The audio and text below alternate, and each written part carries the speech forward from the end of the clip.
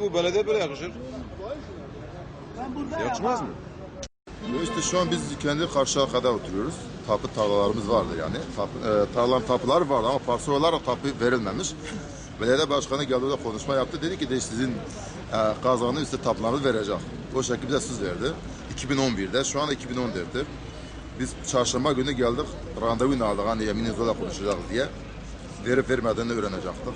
Geldik işte, kendisi burada yok dedi, iş yoğunluğundan dolayı dedi, biz yokuz, gelemiyoruz belediye. Bizi gönderdi, pazartesi günü gelin dedi.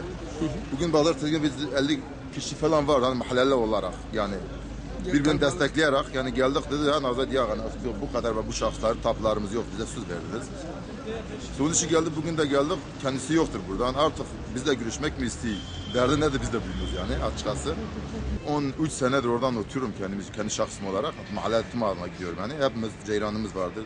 Su parası veriyoruz, ceyran parası veriyoruz. Kalezon döşenmiş. Yani bize diyoruz mesela madem şu ana kadar 14-15 senedir bu vergimizi veriyoruz. Yani su parası, ceyran parası veriyorsa niye biz bir hak sahibi değiliz diye kendi kendimize hani üzülüyoruz yani artık tapularımızı versin.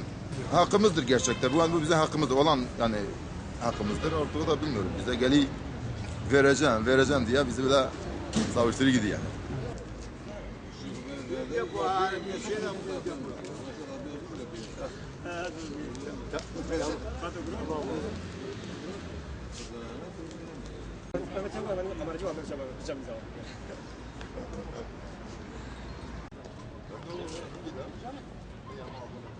O zaman